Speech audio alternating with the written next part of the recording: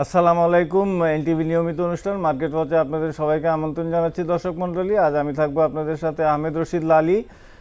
আলোচনা করব যে ইলেকশনের আগে আমাদের পুঁজিবাজারের কি অবস্থা, অর্থনীতির কি অবস্থা, ব্যাংকিং সেক্টরের কি অবস্থা, ব্যাংকিং সেক্টরে কি প্রেশারের মধ্যে আছে, কল মানি রেটটাও বেড়ে গেছে, ইত্যাদি সকল বিষয় আপনাদেরকে আমরা জানাবার চেষ্টা করব। দর্শক মণ্ডলী, আমি পরিচয় করিয়ে দিই।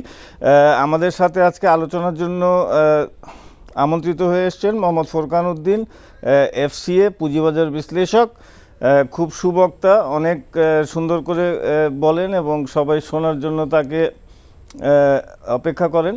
ওনার সাথে আছেন একই অবস্থা, ওনাকেও শোনার জন্য সবাই অপেক্ষা করে, হাসান মাহমুদ বিপ্লব, আইনজীবী ও পুঁজিবাজার বিশ্লেষক। আপনাকেও স্বাগত জানাই। আপনাকে স্বাগত। Thank you. আমি ফোরকান ভাই আপনার কাছ থেকে শুরু করতে চাচ্ছি। আপনার খুব রেলেভেন্ট একটা প্রশ্ন, সেটা হলো যে 2018 সালে বন্ডের মাধ্যমে প্রায় 9,600 কোটি টাকা সংগ্রহ করেছে 17টি ব্যাংক। এই বন্ডের মাধ্যমে যে সংগৃহীত টাকা 9,600 কোটি টাকা, এইটার কারণ হলো যে ওদের ক্যাপিটালটা পেড আপটা বাড়াতে হবে, ক্যাপিটাল রিকোয়ারমেন্ট ছিল, যে সেই জন্য করা হয়েছে। এইটার ইম্প্যাক্ট কোনো আছে কিনা, কিংবা বন্ড মার্কেটের যে 9,600 কোটি টাকা উত্তোলন করা হলো, সেইটা কি পুঁজিবাজারের কোনো রিফ্লেকশন আছে কিনা? এখন আপনি দেখেন যে এই টাকাগুলো আজকে ব্যাংকগুলো বন্ড মার্কেট থেকে বন্ড ছেড়ে নিয়েছে, এগুলো তো মানুষের টাকা বা ইনস্টিটিউশন, বিভিন্ন ইনস্টিটিউশনের টাকা এবং জেনারেল পাবলিকের টাকা। ইনস্টিটিউশন হলেও ইন আদারওয়ার্ডস এটা কোনো মানুষের টাকায় ওই ইনস্টিটিউশন ইনভেস্টমেন্ট করে যেতে হচ্ছে কি, এই টাকাগুলো কিন্তু ইন আদারওয়ার্ডস লিকুইডিটির থেকে চলে গেছে কিন্তু ব্যাংকে গেলেও তো এটা আবার মানি ফ্লো আছে, ব্যাংক নিশ্চয়ই এটাকে আবার ফার্দার ইনভেস্টমেন্ট করেছে। কিন্তু ইনভেস্টমেন্টটা কোথায় করেছে? যদি প্রপারলি ব্যাংক ইনভেস্টমেন্টটা করতো বা হয়তো বলে আমরা মনে করতাম বা এরকম সিমটম আমরা দেখতে পারতাম, তাইলে আমরা আউটরাইট বলতে পারতাম না এটা পুঁজিবাজারে তেমন কোনো ইম্প্যাক্ট নাই। কিন্তু যেহেতু আমরা যদি ফ্লোটা চিন্তা করে থাকি যে এটা একেবারে রুট লেভেলের মানুষের কাছ থেকে এসে তারপর একটা জায়গায় ইনভেস্টমেন্ট হয়েছে, ওই ইনভেস্টমেন্ট থেকে আবার বন্ডের মাধ্যমে এখানে এসছে, অথবা জেনারেল পাবলিক থেকে টাকাটা বন্ডের মাধ্যমে যারা কিনেছে তারা গেছে, তাহলে কি হলো? টাকাটা কিন্তু ড্রাই হয়ে গেলো একটা জায়গায়। তারা হয়তো বা স্টক মার্কেটে ইনভেস্টমেন্ট করতে পারতো না, করে এখানে তারা বন্ডে গিয়েছে এবং ওই ব্যাংক ওই বন্ডের টাকাগুলোকে কিন্তু তারা আবার রিইনভেস্টমেন্ট না হলেও তার আগে যেটা ইনভেস্টমেন্ট করে যেটাকে ডেফিসিট করেছিল সেটাকে তার ইন আদারওয়ার্ডস রিইনভেস্টমেন্টের কথাই আমরা বলবো। তাহলে আলটিমেটলি মার্কেটের প্রপার চ্যানেলে কিন্তু টাকাটা নাই। তাইলে একটা অফ চ্যানেলে কিন্তু অনেকগুলো টাকা কিন্তু 9,600 কোটি টাকা মার্কেটে চলে গেল। তো এই যে অফ চ্যানেলে টাকাটা চলে যাওয়ার কারণে মার্কেটে যে লিকুইডিটি ক্রাইসিসটা তৈরি হইলো, তাতে করে ইনভেস্টমেন্ট পোটেনশিয়াল যেটা মার্কেটে ছিল সেটা ডেফিনেটলি কমেছে, এতে কোনো সন্দেহ নাই, এবং তার কিন্তু একটা ইম্প্যাক্ট আমরা কিন্তু বাজারে অলরেডি দেখেছি। সুতরাং এটাকে আমি খুব অ্যাগেইন আবার একটা পজিটিভ দিক হলো যেটা এরকম যে এই বন্ডগুলো যদি আলটিমেটলি ট্রেড হইতে পারে বাজারে, সেই জায়গায় আমি আসছিলাম যে পুঁজিবাজারে যদি লিস্টেড হতো, যদি বাজারে লিস্টেড হতো বা সামনেও যদি হওয়ার কোনো সুযোগ থাকে, বন্ড মার্কেট তো আমাদের এখানে ওপেন হবে আমরা শুনতে পাচ্ছি, আপনারা ভালো জানেন, যদি ওই সময় তারা এগুলাকে কিছু করতে পারে এবং সেই সময় পর্যন্ত কতদিনের জন্য বন্ডগুলো নিয়েছে আমরা কিন্তু আমি জানি না, এবং কোন ব্যাংক কত বছরের জন্য, এগুলো তো মেয়াদি বন্ড হয়, মেয়াদি বন্ড, তো মেয়াদি বন্ড কতদিনের জন্য নিয়েছে এটা আমি জানি না, এবং কোন কারণ কিভাবে নিয়েছে, এটা convertible or non convertible or zero coupon, এটা কিন্তু আমি সাবঅর্ডিনেট বন্ড, এটা কনভার্টেবল নয়। ওকে, তো তাহলে সাবঅর্ডিনেট বন্ড হলো তার মানে হয়তো এটা জিরো কুপন বন্ড হিসেবে গেছে। তো তাহলে ইন আদার ওয়ার্ডস কিন্তু এগুলো যদি একটা স্টেজে মার্কেটে আসবে বলে আমার মনে হচ্ছে অ্যাপারেন্টলি না, বাট যদি আসে বা এগুলো যদি আজকে মার্কেটে ট্রেড হতে পারতো বন্ড মার্কেটটা, কিংবা পুঁজিবাজারে যদি বন্ড মার্কেট একটা থাকতো এক্স্যাক্টলি, তাহলে হয়তো বন্ড মার্কেটে এটা চলে আসতো এক্স্যাক্টলি, এবং তাতে করে বাজারের ব্যাপ্তিটা বাড়তো, মানুষের সুইচ ওভার করার যে জায়গাটুকু বা মানুষের পোর্টফোলিওকে ডাইভার্সিফাই করার যে জায়গাটুকু, সেই অপরচুনিটিটা সৃষ্টি হতো। রাইট।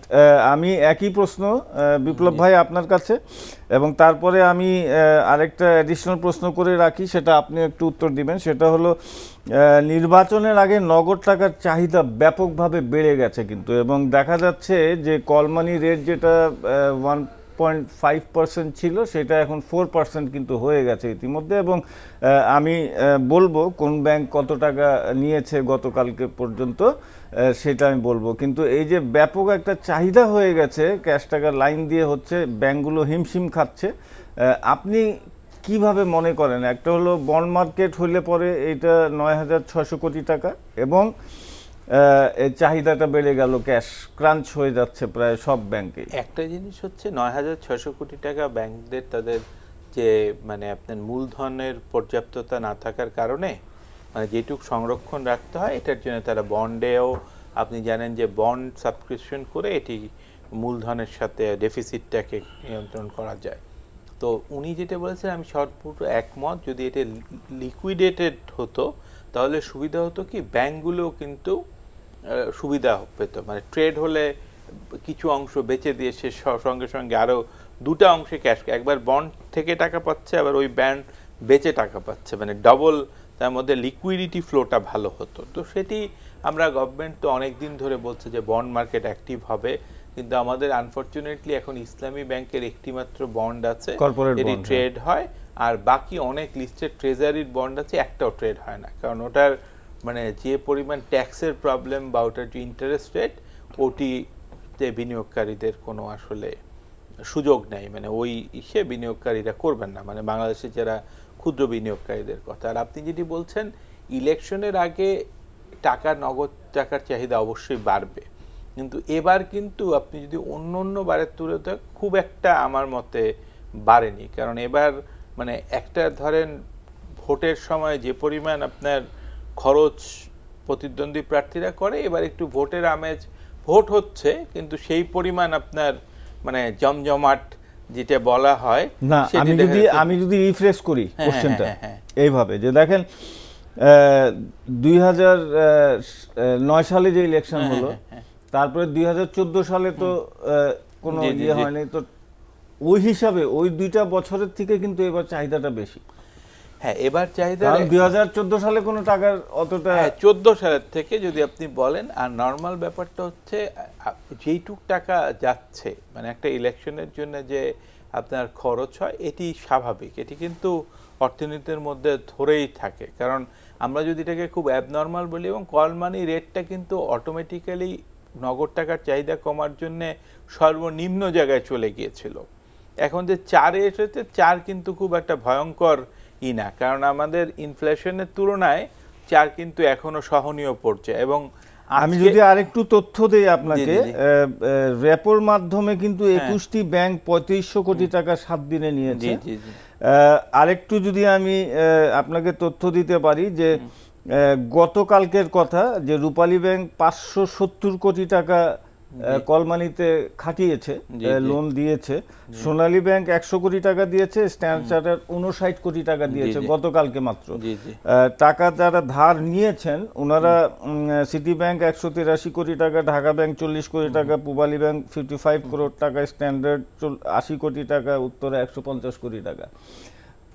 এই যে ব্যাংকিং খাতে আপনি দেখেন, এদিকে আবার আরেকটা তথ্য আমি বলি যে সরকার ব্যাংকিং খাত থেকে কিন্তু বেশ লোন বেড়ে গেছে সরকারের। হ্যাঁ, এই সকল বিষয় ব্যাংকিং সেক্টরে একটা বিশাল চাপের মুখে পড়ে গেছে, ওদিকে সরকারও নিচ্ছে, এদিকে ক্যাশেরও একটা চাহিদা বেড়ে গেছে। এটি হচ্ছে কি, এবার তো আপনি জানেন যে আজকে কিন্তু ব্যাংক ক্লোজিং ডে ঘোষণা করেছে, তার মানে হচ্ছে আর কিন্তু ব্যাংক থেকে কার্ড ব্যতীত টাকা তোলার সময় নেই, মানে ইলেকশন থেকে আজকে থেকে চাপটা একটু ইজ হয়ে যাবে। আর আপনি যেটি বলছেন যে আমাদের ব্যাংকিং সেক্টরের আজকে একটা পজিটিভ নিউজও আছে যে সোনালী ব্যাংক বেশ কিছু টাকা খেলাপি ঋণের উদ্ধার করতে পেরেছে এবং তাদের 1000 কত কোটি টাকা প্রফিট হয়েছে, যদিও প্রফিটটা সমন্বয় করতে হবে হলমার্কের কারণে, কিন্তু এটা বেশ উদ্ধারের মানে অনেক বছর পর মানে ব্যাংকগুলো কিন্তু একটু হচ্ছে। এবং আমি সোনালী ব্যাংক 960 কোটি টাকা তারা বলেছিল উদ্ধার করবে ব্যাড লোন থেকে, সেখানে 264 কোটি টাকা তারা করতে পেরেছে। না 1000 সামথিং আজকের প্রথম আলোতে আছে। জি, 960 কোটি টাকা তাদের ছিল, লিমিট ছিল যে ওরা উদ্ধার করবে এই বছর। না সেখানে ওরা উদ্ধার করেছে 264 কোটি টাকা। না, এটি মনে হয় তথ্যগত আছে তাদের, আপনার 1000 সামথিং আজকে প্রথম আলোতেই যদি আপনি দেখেন প্রফিট না উদ্ধার করেছে। এবং আপনি যেটা বলছেন উদ্ধার করার কথা ছিল আরো অনেক বেশি, 5000 সাম কোটি টাকা, কিন্তু সেটি পায়নি, কারণ সোনালী ব্যাংকের টোটাল খেলাপি ঋণ 13,000 কোটি টাকার মতো। তো সেটির মধ্যে 1000 কিন্তু এই বছরের থেকে আপনার মানে যাক আমরা ভালো ফিরে আসি positive, আমাদের হ্যাঁ। মূল যেটি ইস্যু। আমাদের এখন মেইন ব্যাপারটা হচ্ছে আমাদের ব্যাংকিং সেক্টরের অবস্থা আমি খুব একটা ভালো বলতে পারবো না। আপনি যে চাপগুলি বলেছেন এটি একটি কারণ। আরেকটা বড় কারণ হচ্ছে আপনি দেখেন নতুন অনেকগুলো ব্যাংক পারমিশন হয়েছে, তারা 3 বছর পর মার্কেটে আসার কথা, তারা সময় নিচ্ছে। তার মানে ব্যাংকগুলি যে খুব ভালো অবস্থায় আছে এরকম না। এবং মাননীয় অর্থমন্ত্রী কিন্তু সরাসরি বলেছেন যে বাংলাদেশের ব্যাংকের সংখ্যা অতিরিক্ত হয়ে গেছে, এটি মার্জার অ্যান্ড অ্যাকুইজিশন ল যেহেতু আছে কিছুটা করা উচিত। এবং আপনি ব্যাংকের কথা বলছেন, ব্যাংকগুলো তাও রিজনেবল আছে। আপনি যদি কিছু ফাইন্যান্সিয়াল ইনস্টিটিউটের কথা বলেন, ব্যাংকগুলো টাকা দিয়েছে, সাধারণত ফাইন্যান্সিয়াল ইনস্টিটিউটে ব্যক্তি বা ব্যাংকই টাকা দেয়, টাকা ফেরত দিতে পারছে না। মানে আপনি এফডিআর করছেন, মূল টাকাই ফেরত দিতে পারছে না। মানে ফাইন্যান্সিয়াল কিছু সবার কথা বলবো না, মানে অনেক মানে ইনস্টিটিউশন আপনি রেফার করছেন non banking financial non banking finance ইনস্টিটিউটের অবস্থা আরো খারাপ। তার মানে হচ্ছে কি আমরা এর একটা বড় কারণ হচ্ছে আমরা অ্যালাউ করেছি কোম্পানিগুলোকে লং টার্ম লোন আপনার এই মার্কেট থেকে নিতে, মানে ব্যাংকিং সেক্টর থেকে। আপনি যদি এটি পুঁজিবাজার থেকে নিতেন তাহলে যে সুবিধাটা হতো সেটি হচ্ছে আপনার যে ইকুইটির পোর্শনটা শোধ দিতে হতো না, এবং কোম্পানিগুলোও কিন্তু আপনার একই ইনস্টলমেন্ট প্লাস ইন্টারেস্ট দিয়ে এটি চালানোও কঠিন। এবং এই যে তাহলে বলবেন যে ওরা নিচ্ছে কেন, নিচ্ছে কারণ আমরা আনফরচুনেটলি দেখতে পাচ্ছি যে অনেকের ক্ষেত্রে শোধ দিতে হচ্ছে না। যারা 500 কোটি টাকার উপরে লোন নিচ্ছে তাদের ক্ষেত্রে কিন্তু অনেক 25 বছরের সুবিধা, হ্যাঁ। আর যারা ধরেন ছোট ক্ষুদ্র ঋণ নিচ্ছে, তো আমরা মনে করব যে 19 সালে আমাদের চাহিদা যে বড় বড় প্রজেক্টগুলোর টাকা যেন পুঁজিবাজার থেকে নেওয়া হয়। এটি রাইট। আপনার কাছে একই প্রশ্ন, ব্যাংকে যে প্রেসারটা পড়ছে, একদিকে সরকার টাকা লোন নিচ্ছে, আবার এদিকে কিন্তু ইলেকশনের জন্য কিন্তু ক্যাশ ব্যাংক থেকে বেরিয়ে যাচ্ছে। আজকে যদিও last day of banking, it is throughout the year আসলে এই ঘটনাগুলো ঘটেছে। ইটস নট নেসেসারিলি যে লাস্ট উইকে প্রেশারটা বেশি পড়ার পিছনে বেশ কয়েকটা লজিক আছে। It is not only the election. আপনি খেয়াল করে দেখেন আগামী 5 দিন কিন্তু ব্যাংক নাই, 5 ডেজ, কারণ শুক্র শনি আছে, ইলেকশনের দিন বন্ধ আছে, প্লাস ব্যাংক হলিডে আছে, ব্যাংক হলিডে, এই সব কিছু মিলিয়ে প্রায় 5 দিনের একটা লম্বা ছুটিতে কিন্তু ব্যাংক পড়েছে। তো এই 5 দিন কিন্তু ব্যাংক থেকে কেউ টাকা তুলতে পারবে না। সো যাদের এই 5 দিনে প্রয়োজন আছে টাকার, ওই টাকাগুলো কিন্তু আজকে এবং গতকালকে বা গত কয়েকদিনের মধ্যে কিন্তু উঠে গেছে। তো এর মধ্যে প্রয়োজন তো ডেফিনেটলি ইলেকশন পারপাসে কিছুটা তো আমাদের বেড়েছে, এতে কোনো সন্দেহ নাই, কারণ নগদ টাকার ক্রাইসিস সবসময় ইলেকশনের সময় হয়। তো যার কারণে আপনার ব্যাংকে যেটা আপনি একটু আগে যেটা অ্যাড্রেস করার চেষ্টা করলেন, প্রায় 3500 কোটি টাকা তারা বাংলাদেশ ব্যাংক থেকে, র্যাপোর মাধ্যমে বাংলাদেশ ব্যাংক থেকে নিয়েছে। ইন্টার ব্যাংক ট্রানজ্যাকশন কিন্তু মারাত্মক রকমভাবে বেড়ে গিয়েছে। তো এটা কিন্তু লাস্ট এক সপ্তাহে কিন্তু 3500 কোটি টাকা। তো এটার পিছনে আপনার লজিক কিন্তু বেসিক্যালি ওই 5 দিনের ব্যাংক বন্ধ প্লাস ইলেকশন। ইভেন গভর্নমেন্টের বরোয়িংসের যেটা কথা আপনি বললেন, এটা তো আছেই। এটা তো it is not the issue for this time, not necessarily, it's total over the year কিন্তু এটা হয়েছে। তো যার কারণে এই লিকুইডিটি ক্রাইসিসের যেই আজকে যে কথাগুলো আমরা বলছি, এটা আমরা থ্রু আউট দি ইয়ার 2018 পুরোটাই কিন্তু আমরা এটা ফেস করে আসছি, এবং তারই ফলশ্রুতিতে একটা ব্যাড ইম্প্যাক্ট আমরা কিন্তু স্টক মার্কেটে দেখেছি। এবং পরবর্তীতে লিকুইডিটি ক্রাইসিসের জন্য আসলে মাঝখানে আমাদের 9-6-এর যে ইস্যুটা আসছে বা 6-9-এর যে ইস্যুটা আসছে, এটাও কিন্তু লিকুইডিটি ক্রাইসিসের পিছনে একটা কারণ হিসেবে দাঁড়িয়েছে। এখন এটা কেন দাঁড়িয়েছে, ইজ বিকজ অফ এটা আনম্যানেজেবল একটা ইস্যু তখনকার সময় ছিল। আমি জানি না এখনও কোনো ব্যাংক মানছে কিনা, অনেকগুলো ব্যাংকই এখন এটা মানছে না। So there are many reason. এরকম ক্রাইসিস যদি ব্যাংকে চলতে থাকে মানে ফাইন্যান্সিয়াল মার্কেটে, যেটা উনি একটু বলার চেষ্টা করেছেন, ফাইন্যান্স এনবিএফআইগুলোর যে অবস্থা, কোনো কনফিউশন নেই, এনবিএফআইগুলোর অবস্থা আসলেই খুব খারাপ। এখন প্রশ্ন হলো যে আমি কেন এগুলোকে কেন এই জায়গাগুলো তৈরি হলো। তার প্রথম কারণ হলো যে আনহেলদি একটা competition with the banks and financial institution because of numbers of financial institution and numbers of banks, যেটা আমাদের এখানে আসলে আমাদের ইকোনমি ডিমান্ড করে না। এটা একটা ইস্যু, আনহেলদি কম্পিটিশন, লোন দিয়ে টাকা কামানোর যে ধান্দা, একটু লোন পাইলে যার আছে তারা আরও দিচ্ছে, কিন্তু যার যোগ্যতা আছে এসএমইগুলো তারা ধারে ধারে ঘুরেও কিন্তু টাকা পাচ্ছে না। কেউ একজন ভালো করতে থাকলে তারা সবাই গিয়ে টাকা দিচ্ছে, এন্ড অফ দি ডে তার কাছ থেকে টাকাটা ফেরত পাচ্ছে না। সো এই ঘটনাগুলো কিন্তু ঘটছে। অনেক সময় দেখা যাচ্ছে বিজনেসম্যানরা এমনও বলছে যে ভাই আমি তো টাকার দরকার নেই, তুমি কেন আসছো আমার কাছে, তারপরেও ব্যাংকের মার্কেটিংয়ের লোক কিনেও তার কাছে গিয়ে বসে থাকছে তাকে টাকা দেওয়ার জন্য। তো সে টাকা মারবে নাকি, কী করবে, সে কি টাকার মধ্যে চুমা দিবে নাকি, ভেরি সিম্পল, সে টাকা মেরে দিবে, এটাই স্বাভাবিক। সো হিউম্যান প্রবৃত্তি যেটা, সেটা আপনি আটকাতে পারবেন না। So bank management, bank specially bank management, managing director and others, এবং including the board should be very careful যে টাকাটা আসলে যাচ্ছে কোথায়, টাকাটা দিচ্ছি কাকে, কেন দিচ্ছি, তার বিজনেস পোর্টফোলিওটার যে অ্যানালাইসিস, এইটা কিন্তু আমার কাছে কেন জানি মনে হচ্ছে প্রপারলি। আমি প্রাইভেট সেক্টরের কথা বলছি, গভর্নমেন্ট সেক্টরে যে ডিফারেন্ট ইস্যু। প্রাইভেট সেক্টরে কিন্তু খুব বেশি একটা যে প্রবলেম আছে তাও কিন্তু না, আবার আছেও। সো প্রাইভেট সেক্টরের কথাও আমরা বলবো যে এই জায়গাগুলোতে স্পেশালি ব্যাংকের ম্যানেজমেন্ট, আমি আপনার এই অনুষ্ঠান থেকে আমাদের সম্মানিত ম্যানেজিং ডিরেক্টরদেরকে আরেকটা কথা আমি সবসময় বলার চেষ্টা করছি, তারা কিন্তু প্রচণ্ড স্বাধীন। আমাদের ব্যাংকের যারা ম্যানেজিং ডিরেক্টর তারা যদি মনে করেন তারা স্বাধীন থাকবেন, তাহলে তারা কিন্তু থাকতে পারেন। তারা যদি ক্ষমতা প্রয়োগ করবেন, তারা যদি মনে করেন তারা ক্ষমতা প্রয়োগ করতে পারেন, কিন্তু তারা করেন না। তারা চেয়ারম্যানের চামচা আজ্ঞাবহ হয়ে যান। সো এই জায়গাগুলো যখন হয় বা বোর্ডের আজ্ঞাবহ হয়ে যান, তো যার কারণে হয় কি বোর্ড তো অনেকগুলো ইনফ্লুয়েন্স থাকে, কারণ বোর্ডে যারা থাকেন তারা বেশিরভাগই ব্যবসায়ী। ওই ব্যবসায়ী হওয়ার কারণে যে জিনিসটা হচ্ছে, সে হয়তো এই ব্যাংক থেকে নিচ্ছে না, তার আরেক ফ্রেন্ড আছে ওই ব্যাংক থেকে তাকে দিচ্ছে, ইন্টারচেঞ্জ করে তারা। তো এই জায়গাগুলোকে কিন্তু ব্যাংক ম্যানেজমেন্ট চাইলে কিন্তু কন্ট্রোল করতে পারে। আর এই জায়গাগুলো যেহেতু কন্ট্রোল হয় না, এবং আমাদের সম্মানিত ম্যানেজিং ডিরেক্টর সাহেবরা যেহেতু আজ্ঞাবহ হয়ে যান, ওনারা কিন্তু এখানে কথাও বলতে পারেন না, একই রকমভাবে লোনগুলো চলে যাচ্ছে এবং লোনগুলো কিন্তু ডিফল্ট হয়ে যাচ্ছে। কিন্তু ফুরকান ভাই, আমি এর সাথে আরেকটা জিনিস যোগ করতে চাই, সেটা হলো ইথিক্যাল স্ট্যান্ডার্ডস। তাহলে আমার নৈতিকতা কোথায় রইল যে আমি যখন একটা অযাচিত রিকোয়েস্ট যখন শুনবো এবং আমাকে সেখানে দেখা যাচ্ছে যে কিছুদিন পরে সেখানে ডিফল্ট হচ্ছে, সো কাজে এই যে একটা ইথিক্যাল স্ট্যান্ডার্ডের প্রশ্ন আসে আমাদের সকল কোম্পানি, শুধু ব্যাংকিং সেক্টর না, এই জায়গাটা কিভাবে অ্যাড্রেস করবে। এতক্ষণ আমরা ইলেকশনের আগে ব্যাংকিং সেক্টরের উপরে যে চাপ ছিল সেটা নিয়ে আলোচনা করলাম। আপনার কাছে আবারও আসি, পুঁজি বাজার আমরা যা দেখলাম এবছর 2018 সালে, সেটা হলো একদিন হাইয়েস্ট ইন্ডেক্স যেটা গিয়েছিল সেটা 6318, 3 জানুয়ারি 2018-তে। তারপরে কমতে কমতে অ্যাভারেজ 5300 টু 5200 থেকে 300 পর্যন্ত গেছে। এর মধ্যে আমরা যদি তাকাই তাহলে দেখব যে মার্কেট ক্যাপিটালাইজেশন আমাদের 3,80,900 কোটি টাকার মতো। এটা 12 তারিখ পর্যন্ত ফিগার, নতুন ফিগার এখনো আসে নাই।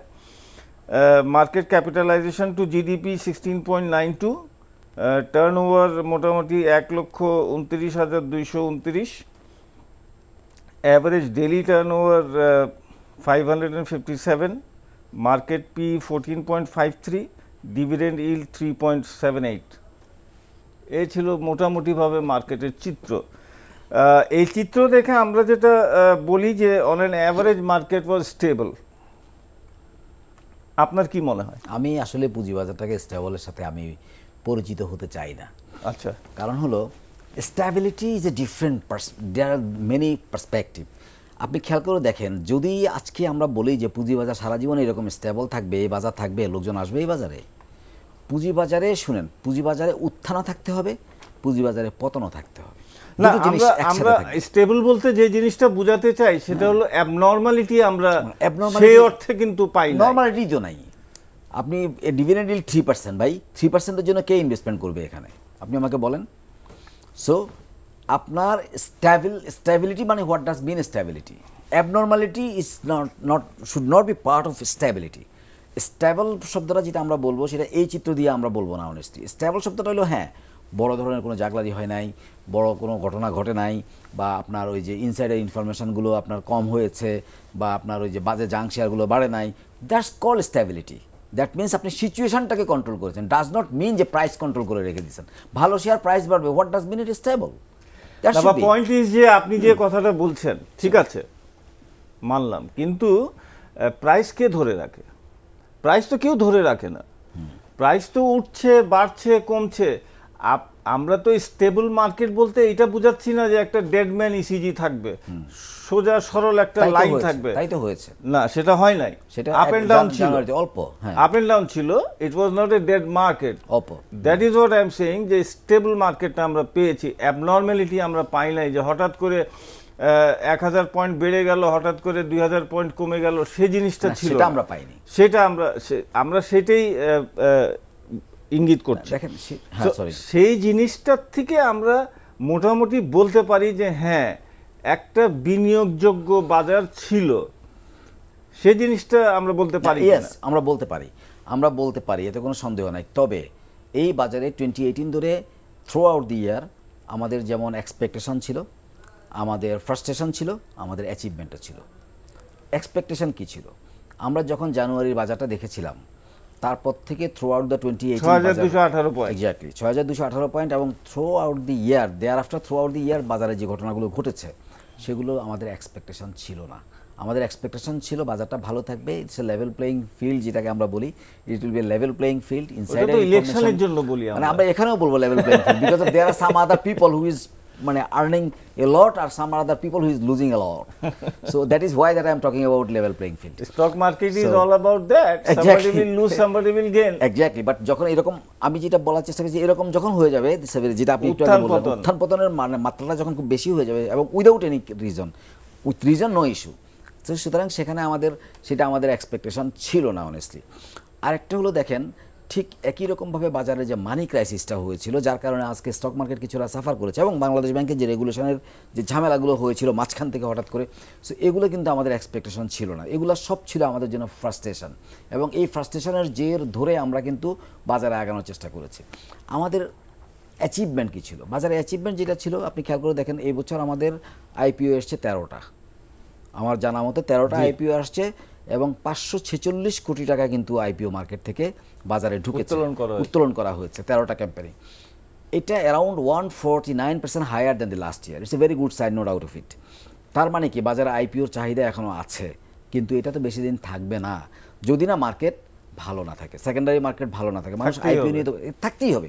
ওইটা ভাইব্রেন্ট না থাকলে আইপিও মার্কেট কিন্তু, প্রাইমারি মার্কেট কিন্তু থাকবে না। আবার উল্টা দিকে আমাদের আরও ফ্রাস্ট্রেশন আছে, আমরা ইনসাইডার ট্রেডিং বন্ধ করতে পারি নাই, আমরা কি বলে এটাকে, বাজে শেয়ারগুলোর যেই দর পতন বা উত্থান, যে জায়গাগুলো ঘটনা ঘটা, সেগুলো আমরা বন্ধ করতে পারি নাই, সেগুলো আমরা কন্ট্রোল করতে পারি নাই। আমরা বহুবার বলার সত্ত্বেও একটা ইন্টেলিজেন্স উইং করার চেষ্টা করা, সেটা আমরা করতে পারি নাই। সো এরকম কিছু প্রাপ্তি এবং অপ্রাপ্তির মধ্য দিয়ে কিন্তু আমরা গিয়েছি, এটা সত্যি। কিন্তু এই জায়গাগুলোকে যদি এন্ড অফ দি ডে আমাদের আর একটু বড় প্রাপ্তি হলো আমাদের স্ট্র্যাটেজিক ইনভেস্টমেন্ট, যেটা এটা কিন্তু আমাদের অনেক বড় প্রাপ্তি। এটা বাজারকে কনফিডেন্স দিয়েছে, ইন্টারন্যাশনাল মার্কেটকে কনফিডেন্স দিয়েছে আমি বিশ্বাস করি, এবং আমাদের ইনভেস্টরদেরকেও কনফিডেন্স দিবে। এবং এই যে বন্ড মার্কেট যেটা আমরা চালু হবে বলে আশা করছি, এটা যদি চালু হয়ে থাকে, স্মল ক্যাপের শেয়ারগুলো যখন আলাদা হয়ে যাবে বলে আমরা চিন্তা করছি, এগুলো যত দ্রুত বাস্তবায়ন সম্ভব, এগুলো যদি আমরা করতে পারি, তাহলে ডেফিনেটলি আমাদের বেস ওয়ার্কটা যেটা, সেটা কিন্তু এই বছর অনেক হয়েছে। তার ফলের জন্য আমাদেরকে হয়তো খুব বেশি দিন অপেক্ষা করা ঠিক হবে না। As early as possible in the first quarter of 2019 যদি আমরা এটা করতে পারি, then definitely that will be very good for the investors. আমরা আশাবাদী। আমি একই প্রশ্ন বিপ্লব ভাই আপনার কাছে, তার সাথে একটু অ্যাড করে দিই, সেটা হলো যে আমরা নতুন প্রোডাক্ট কিছু পেতে যাচ্ছি, সেটা হলো আমরা যদি বলি এসএমই বোর্ড, যেটা কিছুটা বললেন ফোরকান ভাই, স্মল ক্যাপ বোর্ড যেটা বলি, সেটা আছে। তারপরে ক্লিয়ারিং এন্ড সেটেলমেন্ট কোম্পানি, না ক্লিয়ারিং এন্ড সেটেলমেন্ট কোম্পানির সাথে অনেক কিছু ইনভলভ আছে, লাইক আমরা T2 এর জায়গায় T1 করতে পারি, আমরা ডেরিভেটিভস কিংবা বন্ড মার্কেট কিংবা শর্ট সেল যেটা আমরা আনতে চাচ্ছি, সেগুলো কিন্তু ক্লিয়ারিং সেটেলমেন্ট কোম্পানি হলে পরে সুবিধা হয় বাজারে। আপনি এই সকল প্রোডাক্ট যখন 19 সালে আসবে, যেটা উনি সঠিকভাবেই বললেন যে হয়তো আগামী 3-4 মাসের মধ্যে আমরা এগুলো পেয়ে যাব, অন্তত 2টা আমরা পেয়ে যাব, ক্লিয়ারিং সেটেলমেন্ট এবং স্মল ক্যাপ বোর্ড। তো এতে করে বাজার কি আরো সমৃদ্ধশালী হবে? আপনার কি মনে হয়? শুনুন, আমাদের বাজার, আমি যদি বলি যে এই এখন ইলেকশনের আগে পর্যন্ত আমরা যদি ধরেন ভারত বা আমেরিকার ইলেকশনের আগে দুটো বাজার খুব ভালো রকমের সাফার করেছিল। আমি এইটুকুই বলবো যে ইলেকশন হওয়ার সত্ত্বেও গত 3 মাসে মার্কেট সাফার করেনি, এই স্টেবিলিটিটা ঠিক আছে। কিন্তু মার্কেটে যেটি হয়েছে যে খুব লো পেড আপের শেয়ারগুলি এবছরের আপনি যদি দাপট দেখেন বা গেইন দেখেন, কিন্তু যারা অরিজিনাল ইনভেস্ট করে রেখেছিল, যেগুলি ইল্ড ভালো বা ভালো কোম্পানি, সেগুলি থেকে মানুষ সেরকম পায়নি। এটির একটি কারণ হচ্ছে অস্থিরতা আছে। আপনি যদি আমেরিকান মার্কেটে দেখেন যে কয়েক সপ্তাহ ভয়ানক পড়েছিল, একদিন আবার 1000 পয়েন্ট গেইন করেছে। আমেরিকা ট্রাম্প আসার পর 25,000 ছুঁয়েছে, আমাদের পার্শ্ববর্তী দেশ 35,000 ছুঁয়েছে। তো আমরা আশা করব যে আমাদের আগামীতে 19, 20, 21, 3 বছরের মধ্যে অবশ্যই ধরেন 2010-এ যে জায়গায় ইন্ডেক্স ছিল তার থেকে উপরে যাবে, কিন্তু প্রোভাইডেড এখানে নতুন ভালো বেশ কিছু লার্জ সেলস কোম্পানি ইনক্লুডেড হয়ে, মানে এক্সিস্টিং কোম্পানি। কারণ আপনাকে একটা জিনিস মনে রাখতে হবে, সারা ওয়ার্ল্ডেই পুঁজিবাজারে মানুষ তখনই আসবে যখন আপনি সব জায়গায় শোনা যাবে পুঁজিবাজারের গল্প। এটি আমেরিকায় যেমন ওয়াল স্ট্রিটে যেমন সত্যি, এটা দালাল স্ট্রিটে যেমন সত্যি, এটা ঢাকা স্টকে। আমরা যতই বলি এখন যেসব বিনিয়োগকারীরা সেই 10 সাল থেকে আছেন ক্ষত নিয়ে, তারাই আছেন। নতুন যে খুব বিনিয়োগকারী যুক্ত হচ্ছে সেটি না, কারণ কের কাছেই যদি শুনেন সবাই কিন্তু টাকা হারাবার গল্প বলে। তো হারাবার গল্পে তো সে জায়গায় মানুষ একটু ইন্টারাপ্ট করি বিপ্লব ভাই, খুব সঠিকভাবে আপনি বলছেন জিনিসটা। আমি জাস্ট আপনাকে অ্যাড করে দিতে চাই যে আপনার কি মনে হয় না যে আমাদের যে মার্কেটটা শুধু ইকুইটি বেসড মার্কেট, যতক্ষণ আমরা প্রোডাক্ট না বাড়াতে পারি ততক্ষণ কিন্তু ভলিউমও বাড়বে না আর মার্কেট এক্সপ্যানশনও হবে না। সো আমরা প্রথমে যে দুইটা জিনিস, যেটা স্মল ক্যাপ বোর্ড, সেটা পেলে পরে যে সমস্যাটা আপনি বললেন যে লো পেড আপের কোম্পানিগুলো অনেক লাফালাফি করেছে এবছর, তো সেইটাও কন্ট্রোল হয়ে যাবে। এট দ্য সেম টাইম নতুন কোম্পানি লিস্টেড হবে সেখানে, ছোট কোম্পানি যারা আসতে পারে না তারাও কিন্তু পুঁজিবাজার থেকে সংগ্রহ করতে পারবে টাকা। At the same time clearing and settlement company হলে আপনার শর্ট সেল চলে আসবে, বাজারটা আরো ভাইব্রেন্ট হবে, এক্সপ্যান্ড হবে, সাথে বন্ড মার্কেট আসবে। এবং ক্লিয়ারিং সেটেলমেন্ট কোম্পানি হলে মাত্রই আমরা ডেরিভেটিভসের কাজ শুরু করতে পারবো, তারপরে হয়তো 2 বছর লাগবে আসতে। যেমন আমি আপনাকে একটা নর্মাল কথা বলি, ডেরিভেটিভ, এক্সচেঞ্জ ট্রেডেড ফান্ড এগুলি দরকার, মানে ইটিএফও দরকার। ইটিএফ শুধু ইকুইটির উপরে বেস তো মার্কেট না, আমি সেটার কথা বলছি। কিন্তু ধরেন আপনার এর কিন্তু একটা ক্ষত আমরা পেয়েছি।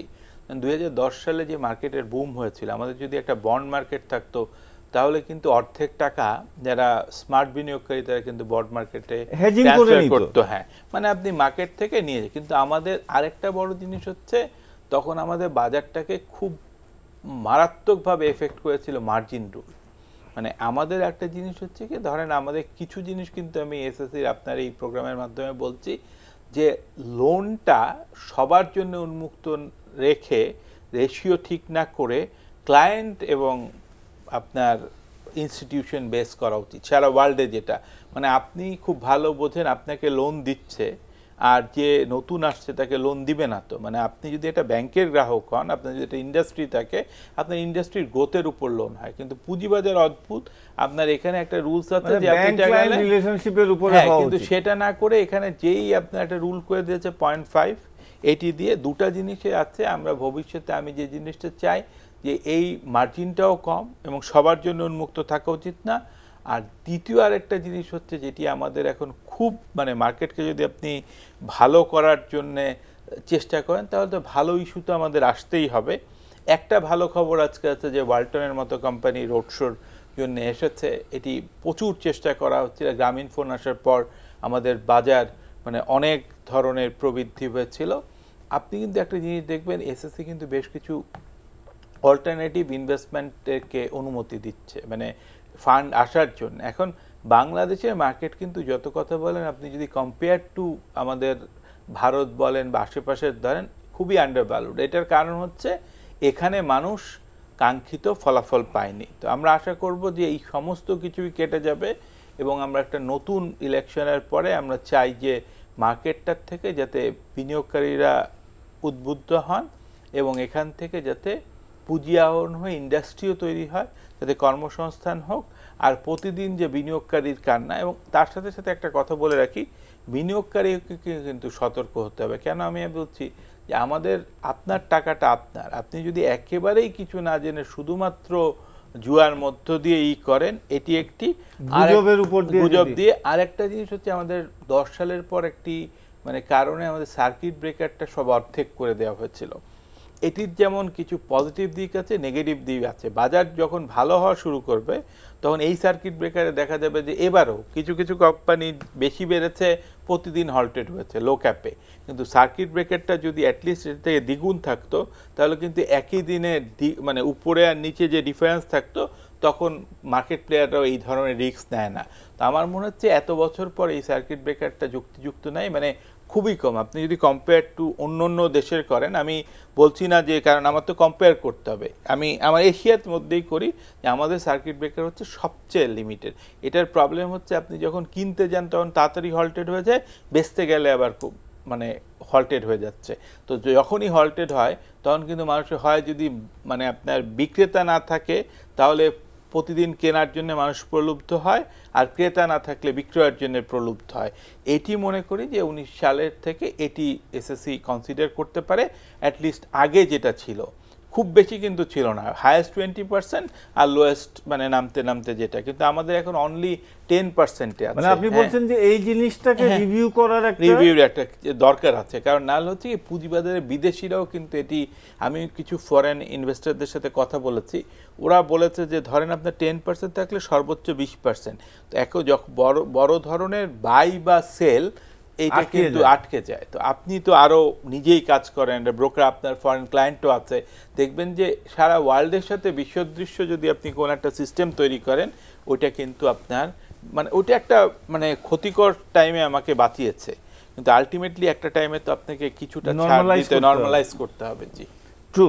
আপনি এই বিষয়ে কিছু যদি বলেন, আর আমি একটা ব্রেকে যাওয়ার আগে দিয়ে যে একটা প্রশ্ন আমরা দুজনকেই করতে চাই, যে সুশাসন এবং আপনার নৈতিকতা প্রত্যেকটা কোম্পানিতে, এইটা যদি আমরা এনশিওর করতে পারি মোটামুটিভাবে, তাহলে পরে ইনসাইডার ট্রেডিংও কিন্তু অনেকটা কন্ট্রোল হয়ে আসবে। আইন কানুন অনেক আছে, অনেক থাকবে, সেটা প্রমাণের বিষয় আছে, সেটাকে ইনভেস্টিগেশনের বিষয় আছে, কিন্তু এই দুইটা জিনিস যদি আমরা আনতে পারি প্রত্যেকটা পুঁজিবাজারের প্রত্যেকটা স্টেক হোল্ডারের সে ইস্যুয়ার হোক, সে স্টক এক্সচেঞ্জ হোক, সে ব্রোকার হোক, সে রেগুলেটর হোক, সর্বক্ষেত্রেই যদি আমরা এই জিনিসটা আনতে পারি, একটা মিনিমাম পর্যায়েও যদি আনতে পারি, তাহলে পরে পুঁজিবাজার সমৃদ্ধশালী হবে। আপনি কি মনে করেন? আপনি দেখেন, প্রথম প্রশ্ন হলো যে উনি যেটা সার্কিট ব্রেকারের কথা বলেছে ওইটাকে আমি এন্ডোর্স করি। আমার কাছেও একই রকম অবজারভেশন, সেটা হলো হ্যাঁ, সার্কিট ব্রেকারটা এখন আর ওই রকম 10%-এ থাকা উচিত নয়। কারণ এখন আপনার দেশের ইকোনমির সিচুয়েশান আজ থেকে 10 বছর আগে যদি আমরা ব্যাক করি, তাইলে কিন্তু দেশের ইকোনমির সিচুয়েশানও কিন্তু আজকের মতো জায়গায় নাই। মার্কেট বড় হয়েছে, মানুষের পার ক্যাপিটা ইনকাম বেড়েছে, আমাদের কিন্তু পার ক্যাপিটা ইনকাম অনেক বেড়ে গিয়েছে। পার ক্যাপিটা ইনকাম বেড়েছে, মার্কেট ক্যাপিটালাইজেশন বেড়েছে, তারপরে আপনার আমাদের জিডিপি অনেক বেশি বেড়েছে, আমাদের পারচেজ পাওয়ার প্যারিটিতে আমরা ওয়ার্ল্ডের সেকেন্ড হাইয়েস্ট পজিশনে আছি। সো এরকম সব কিছু জায়গা যদি আমরা যখন কম্পেয়ার করব, কিন্তু সঠিকভাবে আপনি বলছেন, আনফরচুনেটলি আমরা যা দেখতে পাচ্ছি সেটা হলো ক্যাপিটালাইজেশন টু জিডিপি রেশিও খুবই কম। এই জায়গাটাকে আমি মানে ওই হারে কিন্তু ক্যাপিটাল মার্কেট বাড়ছে না বলা। আমি বলি এখানে এই জিডিপি এবং ক্যাপিটাল যে রেশিওটা, এটা আসলে বিতর্কের কিছু ব্যাপার আছে আমার কাছে ব্যক্তিগতভাবে মনে হয়। কি জন্য আমি আপনাকে বলি, কারণ জিডিপিটা আমাদের এখন যে জিডিপিটা ক্যালকুলেশন করা হচ্ছে, এখানে জিডিপিতে কন্ট্রিবিউশনটা কার বেশি? আপনি যদি অ্যাভারেজ বিজনেস এবং সার্ভিসের কন্ট্রিবিউশনটা যদি বেশি হয়, তখন আপনার এই জিডিপি আর স্টক মার্কেট রিয়েলি সেখানে কৃষিটাও যোগ হচ্ছে। ইয়েস, না কৃষি তো যোগ হচ্ছে, সার্ভিস যোগ হচ্ছে এবং আপনার ইন্ডাস্ট্রি যোগ হচ্ছে, তারপর হাউস হোল্ড তো হচ্ছে না, অনেকদিন ধরে আমরা এটা নিয়ে কথা বলতে। কিন্তু ইস্যু ইজ যে জিডিপিতে কন্ট্রিবিউশনটা কিন্তু গভর্নমেন্ট সেক্টরে বেশি এই বছর, আমরা যদি গত 2-3 বছর, কারণ আমাদের ইনফ্রাস্ট্রাকচার ডেভেলপমেন্ট করতে গিয়ে ডেফিনেটলি আমাদেরকে এটা করতে হচ্ছে, এটা হচ্ছেও তাই। কিন্তু আমাদের ইনভেস্টমেন্ট জিডিপি রেশিও যেটা, সেটা কিন্তু ডেভেলপমেন্ট হয় নাই। এই 20-25% এর মধ্যে গত বেশ 10-15-20 বছর ধরে আমরা এর মধ্যেই আমরা কিন্তু দেখতে পাচ্ছি। তাহলে ওই জায়গাটা যদি ডেভেলপ করে, আর মানে ইনভেস্টমেন্ট জিডিপি রেশিওটা যদি ডেভেলপ করে, তখনই আমার যদি আমি স্টক মার্কেটের এটার সাথে যদি কম্পেয়ার করি যে market capital, then it will works, ফিগারটা বাড়বে, দেন ইট উইল ওয়ার্কস। তাহলে এখন আমাকে দুইটা জিনিস দেখতে হবে। এখন গভর্নমেন্টের জায়গা থেকে যে আমি 7.86% জিডিপি আজকে যেটা আমি বললাম আমরা যে অ্যাচিভ করেছি আলহামদুলিল্লাহ, এই 7.86%-এর মধ্যে কত পার্সেন্ট আমার এই যে ইন্ডাস্ট্রি, সার্ভিস এবং এগ্রিকালচারাল থেকে এসছে, অ্যান্ড আর কত পার্সেন্ট আমার গভর্নমেন্টের এইসব অ্যাক্টিভিটিজের কারণে এসছে। যদি দেখা যায় যে একটা ভালো পোর্শন 30% আর 40% প্লাস গভর্নমেন্টের অ্যাক্টিভিটিজের কারণে আসছে, তাহলে it should not be consideration for market GDP ratio. কারণ market GDP ratio you have to clearly think about the business core জায়গাটুকু। সো অনেক সময় আমরা যেমন অনেক সময় বলে দিই যে আমাদের এক্সপোর্ট এত টাকা বেড়েছে, আর আমার গ্রস এক্সপোর্ট বেড়েছে, আমার থাকছে কত দেশে। So once we talk about যে এত টাকা বেড়েছে, then we has to be net calculation. কারণ আমি দেখা যাচ্ছে যে আগে 100 টাকা এক্সপোর্ট যদি আমি করতাম, তাহলে আমার 70 টাকা চলে 30 টাকা থাকতো, কথার কথা একটা এক্সাম্পল। তাহলে আমি বলবো যে আমার 30 টাকা নেট এক্সপোর্ট হয়েছে, কারণ আমার ফরেন কারেন্সি আর্নিং আসলে 30 টাকা। আমি যদি বলি যে আমার 100 টাকা এক্সপোর্ট হয়েছে গ্রস ফিগার, দেন কখনো আমি ডেফিনেটলি আমি 100 টাকায় এক্সপোর্ট করেছি, কিন্তু কখনো এটা মিসলিডিং ইনফরমেশন। কিন্তু আমার দেশে টাকাটা থাকছে কতটুকু, হুইচ ইজ ভেরি ইম্পর্টেন্ট। ঠিক এটাও কত পার্সেন্ট থেকে যাচ্ছে নেট এক্সপোর্ট আমার কত, কারণ ওইটার এগেইনস্টে তো আমার ইম্পোর্ট হয়ে গেছে। তাহলে নেট এক্সপোর্ট কত, কারণ ওই নেট এক্সপোর্ট থেকে কিন্তু আমি আমার বাকি কনজিউমেবল প্রোডাক্টস, আমার দেশের ইম্পোর্ট, আমার মেশিনারি ইম্পোর্ট, এটা সেটা সব কিছু কিন্তু ওখান থেকে হবে। বাকি যে এক্সপোর্টটা হচ্ছে, এক্সপোর্ট করে মানে ওইটা মালটাকে বানানোর জন্য যে ইম্পোর্টটা হচ্ছে, ওটা কিন্তু আমার দেশে থাকছে না, ওটা কিন্তু চলে যাচ্ছে। কিন্তু যে মেশিনটা হয়ে আসছে সে কিন্তু এখান থেকে প্রোডাক্ট করবে, সে আমার জিডিপিতে কন্ট্রিবিউট করবে, ক্যাপিটাল ইনভেস্টমেন্টে যেটা হচ্ছে সে আমার। সো এখানে এই ক্যালকুলেশনগুলো আমার মনে হয় আরেকটু আমাদের যারা কাজ করেন তারা ডেফিনেটলি আমার চাইতে অনেক অনেক বেশি বিজ্ঞ। তারা যদি ওই জায়গাগুলোকে নেট রেজাল্টগুলোকে দেন, তাহলে যেটা হয় সেটা হলো ক্যালকুলেশনগুলোকে করতে, এবং এই যে কম্পেয়ারগুলো আজকে আপনি যেটা বললেন যে জিডিপি এবং মার্কেট রেশিও 16 পয়েন্ট সামথিং, যেটা আমি জানতাম যে 17.91, হ্যাঁ। তো তাহলে এইটা যদি হয়ে থাকে, তাহলে এই রেশিওর ক্যালকুলেশনটা একটা আমার কাছে কেন জানি মনে হয় এখানে ওই জায়গাটাকে চিন্তা করে, হ্যাঁ হতে পারে টোটাল জিডিপি থেকে এত, ওকে বিজনেস সেক্টর এবং এগ্রিকালচার সার্ভিস সেক্টর, কারণ এগ্রিকালচার মার্কেটে আসতে পারে, সার্ভিসও মার্কেটে আসতে পারে, ইন্ডাস্ট্রিও আসতে পারে, তাহলে ওই তিনটা যোগ করে এত টাকা, এটা রেশিও এতটুকু আর টোটাল জিডিপি রেশিও এতটুকু, then that will really works the good information probably to the market. So এটা একটা। আর ইথিক্যাল স্ট্যান্ডার্ড নিয়ে আপনি যেটা বলেছেন, দেখেন আপনি ইথিক্যাল স্ট্যান্ডার্ডটা অনেকগুলো ইস্যু আছে। একটা হলো আইন দিয়ে হচ্ছে, আরেকটা আইনের ইমপ্লিমেন্টেশনে দিয়েছে, আরেকটা হলো আপনি নিজে কতটুকু শিখে এসছি আমরা। সো এটা পরিবার থেকে শুরু হয়, এটা কথাটা আমি অনেকদিন ধরে বলেছি। এখন আমরা শাসিত ছিলাম ব্রিটিশকে দিয়ে, আমরা শাসিত ছিলাম পাকিস্তানকে দিয়ে, এবং আমরা এখন টু সাম এক্সটেন্ট শাসিত ইন্ডিয়াকে দিয়ে। Very simple. সো যখন এইরকম যখন একটা এনভায়রনমেন্ট আপনার থাকছে, আপনার পাশে যখন একজন বড় ভাই থাকছে, সে আপনাকে ডমিনেট করার চেষ্টা করবে, এটাই স্বাভাবিক। সো যেটা আমাদের এখন আমরা দেখতে পাচ্ছি যে এই এতগুলো শাসনের মধ্য দিয়ে আমাদের যে স্কেপিং অ্যাটিটিউড যেটা মাথার মধ্যে year over year and generation to generation যেটা তৈরি হয়েছে, এটা ওয়ান্স ইন এ ডে এটা ঠিক হয়ে যাবে এটা আমি মনে করি না। বাট তবে এই প্র্যাকটিসটা আমাদের করতে হবে। প্র্যাকটিসটা 48 বছর হয়েছে, স্বাধীনতার 48 বছর হয়েছে, আমরা এখন ইম্যাচিউর বললে ভুল হবে। 50 বছর বয়সে একটা লোক মইরাও যায়, অবশ্য যদি আমাদের এখন অ্যাভারেজ এজ কিন্তু বেড়েছে, it is 72 now, 70 plus. So এটা গভর্নমেন্টের অ্যাচিভমেন্ট, কোনো সন্দেহ নাই। বিকজ অফ শিশু মৃত্যু হার কমছে বলেই তো আজকে এই জায়গাটা গিয়েছে, সেটা তো গভর্নমেন্টই করেছে, কারণ তার ওর জায়গাগুলো তো করেছে। এখন ইনফ্রাস্ট্রাকচার ডেভেলপমেন্টের গভর্নমেন্টের দিয়ে হচ্ছে, ইলেকট্রিসিটি ডেভেলপমেন্ট গভর্নমেন্টের মধ্যে দিয়ে, এরকম অনেক কিছু আছে, কিন্তু যেই জায়গাগুলো হয়নি সেটাও আমাদেরকে অ্যাড্রেস করতে হবে। তো সেখানে আমি যেটা বলার চেষ্টা করছি, দেখেন আপনি যদি আজকে ইথিক্যাল স্ট্যান্ডার্ডের কথা বলেন, আপনি কর্পোরেট গভর্নেন্সের যে নতুন জায়গাটা তৈরি হয়েছে আজকে, যে নতুন যে কর্পোরেট গভর্নেন্সের রুলসটা এসছে, ইটস এ ওয়ান্ডারফুল রুল, কিন্তু এত বেশি আইন আপনাকে বেশ কিছু জিনিস চিন্তা করতে হবে। এই আমি যত রুলই করি না কেন, তার সাথে ইজ অফ ডুইং বিজনেসটাকে আমাকে চিন্তা করতে খুব জরুরি, প্রত্যেকটা জরুরি, প্রত্যেকটা আইনের সাথে ইজ অফ ডুইং বিজনেস, এটা বিজনেসকে কতটুকু বাধা দিচ্ছে। আমি শুধু শাসন করলে তো হবে না, বাচ্চা যখন আপনি বেশি শাসন করলে সে বেড়া হয়ে যাবে, ভেরি সিম্পল। খালি শাসন করলে কিন্তু হবে না, তাকে অপরচুনিটিও দিতে হবে।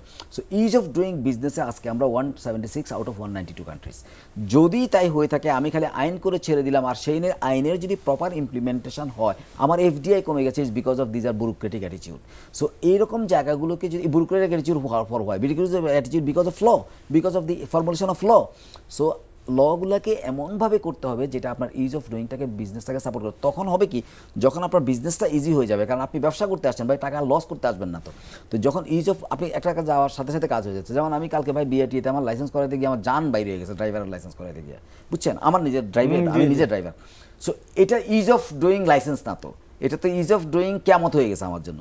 সো আপনাকে জায়গাগুলোকে এমনভাবে তৈরি করতে যে ইজ অফ ডুইং বিজনেসটাকে ঠিক করতে হবে। তখনই আপনি দেখবেন যে মানুষের ভিতরে যখন সব কিছু সহজে কাজগুলো করতে পারবে এবং সাথে আইনগুলো তখন তার মাথার উপরে থাকবে, তখন কিন্তু সে বেড়া হইতে পারবে না। আরেকটা বড় জিনিস আপনি দেখেন, লিস্টেড কোম্পানিগুলোর ক্ষেত্রে যে ইন্ডিপেন্ডেন্ট ডাইরেক্টরগুলো অ্যাপয়েন্টমেন্ট হয়, ইন্ডিপেন্ডেন্ট ডাইরেক্টরগুলো যখন অ্যাপয়েন্টমেন্ট হচ্ছে, তখন কিন্তু এরা তাদের আত্মীয় স্বজন অথবা পরিচিত লোকজন এইভাবে অ্যাপয়েন্টমেন্ট হচ্ছে। তাহলে ওই কর্পোরেট গভর্নেন্স দিয়ে আমি কী করবো? ওই লোকের কী বলার আছে? সে কী বলবে? What will he tell? Because of সে আমার আইদার কাজে, নাইলে আমার কোনো একটা কিছু আইদার আমার। তাহলে এই জিনিসটাকে কিন্তু আমাদের বন্ধ করতে হবে। নতুন কর্পোরেট গভর্নেন্সে কিন্তু এটাকে প্রফেশনালিজম যতক্ষণ না আসে, দ্যাট মিন্স আমি যে কথাগুলো সবসময় বলার চেষ্টা করেছি, আপনারা কয়েকটা জিনিস করে দেন, যে প্রত্যেকটা লিস্টেড কোম্পানির যে সিএফও আছে তাকে ইন্ডিপেন্ডেন্ট করে দেন, ট্রুলি ইন্ডিপেন্ডেন্ট, এবং তাকে যদি জবাবদিহিতা চলে আসে, কারণ লিস্টেড কোম্পানি, ব্যাংকে কিন্তু এমডি অ্যাপয়েন্টেড হয়ে থাকে, লিস্টেড কোম্পানিতে কিন্তু এমডি যিনি ওনার উনিও হতে পারে, কোনো সমস্যা নেই, কিন্তু ব্যাংকে কিন্তু সেটা পারছে না। সো আপনার যেটা হচ্ছে যে আপনি যখন এই সিএফওটাকে আপনি যখন ইন্ডিপেন্ডেন্ট করে দিবেন through Bangladesh security exchange commission listed কোম্পানির জন্য, তখন কিন্তু দেখবেন কর্পোরেট গভর্নেন্সের একটা বড় দিক কিন্তু এখানে আজকে এসে যাবে। আপনি কি করছেন দেখেন, আপনার সবচেয়ে বড় জিনিস আজকে ফাইন্যান্সিয়াল রিপোর্টিং কাউন্সিল বা ফাইন্যান্সিয়াল রিপোর্টিং অ্যাক্ট আপনি করেছেন, সেখানে সিএফওদের জন্য আপনি পানিশমেন্টের ব্যবস্থা করে রেখেছেন, অথচ যে কোম্পানিটাকে আপনি আজকে, যে কোম্পানির যে ম্যানেজমেন্ট, তার জন্য পানিশমেন্টের কোনো ব্যবস্থা আপনি রাখেন নাই আজকে ফাইন্যান্সিয়াল রিপোর্টিং অ্যাক্টের মধ্যে। তাহলে আপনার কর্পোরেট গভর্নেন্স কী করে আসবে? ওই সিএফও ব্যাটার সে তো আরেকজনের চাকরি করে, তার তো আজকে কালকে কথা বলে বা এমডি পরের দিন তার থাপ্পড় দিয়ে বের করে দিবে, তাহলে তার কি করার আছে? আপনি তাকে যদি এম্পাওয়ার না করেন, তাকে যদি আপনি প্রপারলি এম্পাওয়ার না করে দেন, তাহলে সে তো আপনাকে ফ্রুটফুল রেজাল্ট দিতে পারবে না। তার খামাখা তারা পানিশমেন্ট দিয়ে লাভ কি? সুতরাং এই যে জায়গাগুলো আছে এগুলোকে যদি আপনি প্রপারলি অ্যাড্রেস করে দেন, ইন্ডিপেন্ডেন্ট ডাইরেক্টর জায়গাটাকে আপনি অ্যাড্রেস করে দেন প্রপারলি, তাহলে দেখবেন ম্যানেজমেন্টকে পানিশমেন্টের আওতায় নিয়ে আসেন। কারণ ম্যানেজমেন্টের যোগ সাজস ছাড়া, ম্যানেজমেন্টের কোঅপারেশন ছাড়া একটা লিস্টেড কোম্পানিতে কোনো কিছু হওয়া সম্ভব নয়। ইট is not the CFO who is doing, it is not the Independent director who is doing, it is the management. But definitely independent director যদি ট্রুলি ইন্ডিপেন্ডেন্ট হয়ে থাকে, দেন ইট উইল ওয়ার্কস। রাইট, সুন্দরভাবে বললেন। একই প্রশ্ন, সুশাসন এবং নৈতিকতা। সুশাসন এবং নৈতিকতার আমি একটা পজিটিভ দিক দেখছি। আপনি দেখবেন যে এবার অডিটররা কিন্তু উনি একটা প্রশ্ন উঠিয়েছেন যে শুধু আপনাকে সিএফও কে ইন্ডিপেন্ডেন্ট করে then and then you see the result.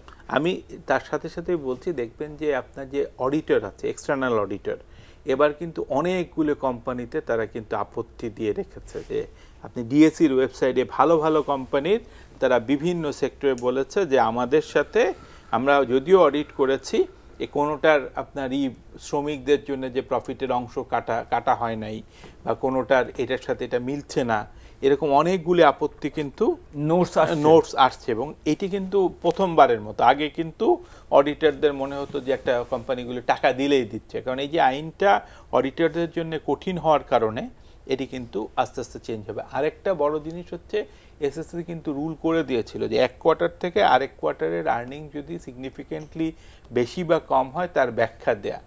এটি কিন্তু সত্যিকার অর্থে এখনো এটা লিস্টিং রেগুলেশন 2015 সালের লিস্টিং রেগুলেশনই আছে, কিন্তু কোম্পানিগুলি কিন্তু সেটি এখনো এক্সপ্লেনেশন দেন। এটি একটি দরকার। আর দ্বিতীয় কথা যেটি বলা হয়েছিল যে সত্যিকার অর্থে আমাদের এখানে আপনার এত মিসম্যাচ, এবং আপনি যেটি বলছেন যে সিএফও কে যদি শুধুমাত্র আপনার ইন্ডিপেন্ডেন্ট করে দেওয়া যেত, এবং ইন্ডিপেন্ডেন্ট ডিরেক্টরদেরকে যদি আপনি সত্যিকার অর্থে ইন্ডিপেন্ডেন্ট ডিরেক্টরদের ক্রাইটেরিয়া এসএসসি ঠিক করে দিত, যে আপনার বিভিন্ন প্রফেশন থেকে নিয়ে ধরেন 500 জনের একটা লিস্ট করতো, তারপর কোম্পানিগুলোরকে এসএসসি অ্যাপ্রুভ ধরেন 6 জনকে দিত, ওখান থেকে 2 জন লাগলে আপনাকে অপশন দিত, একদম ডাইরেক্ট না দিয়ে। কিন্তু হচ্ছে কি, তারা দিলে আমরা দেখছি যে যাদেরকে ইন্ডিপেন্ডেন্ট ডিরেক্টর হিসেবে দেয়া হচ্ছে তারা আসলে সত্যিকার অর্থে কোনো রূপ আপনার প্রভাব ফেলতে পারছে না। এবং আলটিমেটলি কথা হচ্ছে ইন্ডিপেন্ডেন্ট ডিরেক্টররা কিন্তু অডিট কমিটির চেয়ারম্যান থাকে, কিন্তু আনফরচুনেটলি আমরা শক্তিশালী ইন্ডিপেন্ডেন্ট ডিরেক্টর না পাওয়ার জন্যে, যদিও আমরা আশা করছি যে পুঁজিবাজার কিন্তু আপনার পুরোটাই নির্ভর, আমাদের ইকোনমি যেভাবে বেড়েছে, যেহেতু পুঁজিবাজার বাড়েনি, আমরা আশার কথাই বলবো যে 2019 সাল থেকে আমরা আশা করব এখানে বড় বড় কোম্পানিগুলো আপনার এখান থেকে টাকা তুলবে। এবং আপনি কিন্তু আমাদের পাবলিক ইনভেস্টরেরও একটু চিন্তা করেন যে অনেক কোম্পানি আপনার দেখা যাচ্ছে যে ভালো কোম্পানি 100-150% ডিভিডেন্ড দিচ্ছে, তার যা দাম 10%-এর একটা শেয়ারের দাম এবার অনেকগুলো কোম্পানিকে যে দামে বেড়েছিল। ম্যানেজমেন্ট জড়িত কিভাবে বুঝবেন যে গতবার দিয়েছিল 10%, এবার দিয়েছে 450%, 500%। দামও কিন্তু 5 টাকা থেকে, আমি উদাহরণ দিয়ে বলছি, তা না হলে একই রকম বললে তো সবাই বুঝবে কোন কোম্পানি। 5 টাকা থেকে 50 টাকা হচ্ছে, দর্শকদের জন্য বলছি, 5 টাকা থেকে 50 টাকা বলছে ডিভিডেন্ড। আমার কথা হচ্ছে যখন বেড়েছে একই আর্নিংয়ে ডিভিডেন্ড বেড়ে গেছে আপনার 550%, মানে রিটেন আর্নিং থেকে দিয়ে। তার মানে ম্যানেজমেন্ট অবভিয়াসলি জড়িত। ম্যানেজমেন্ট যদি জড়িত না থাকে, শেয়ারের দাম বাড়লেও আপনি তো আর্নিংয়ের সামঞ্জস্যতায় দিতেন। বা এমনও হয়েছে যে আর্নিং বাড়ার পরে সারা বছর তারা গত 5 বছর যে আর্নিং দিয়েছে, এক কোয়ার্টারে তার 5 গুণ আর্নিং দেখাচ্ছে। এই জন্যে এইসব কোম্পানি থেকে দূরে থাকা, ভালো কোম্পানিগুলোকে আপনি যদি দেখেন, আমাদের লোকাল কোম্পানি বা মাল্টি ন্যাশনালরা, তাদের যদি ধরেন যারা ভালো, আপনার স্কোয়ার, রেনেটা, অলিম্পিক, তাদের কিন্তু একটা ধারাবাহিকতা আছে।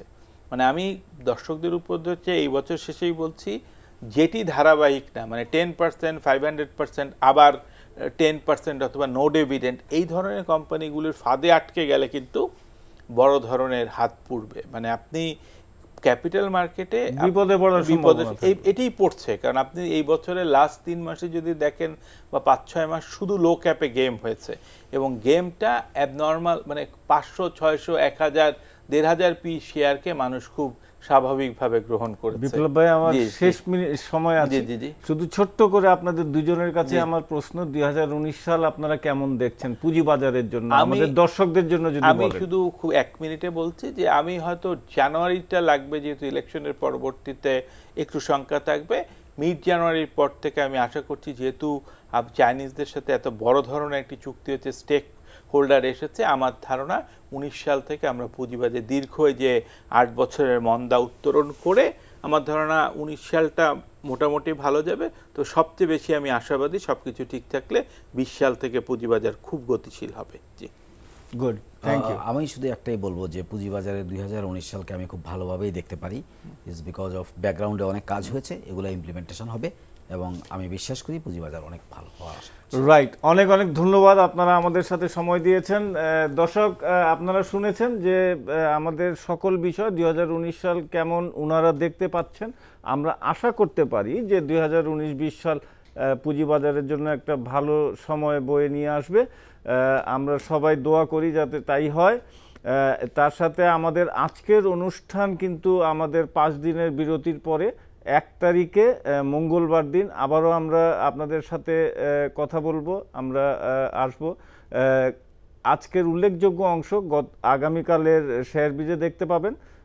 এই 5 দিনের বিরতি আপনারা আপনাদের মঙ্গল কামনা করে, ইলেকশন ভালোভাবে হোক, সবাই যাতে সুন্দরভাবে আমরা ভোট দিতে পারি সেই আশা নিয়ে আপনাদের সুস্বাস্থ্য এবং ভালো থাকবেন। আসসালামু আলাইকুম।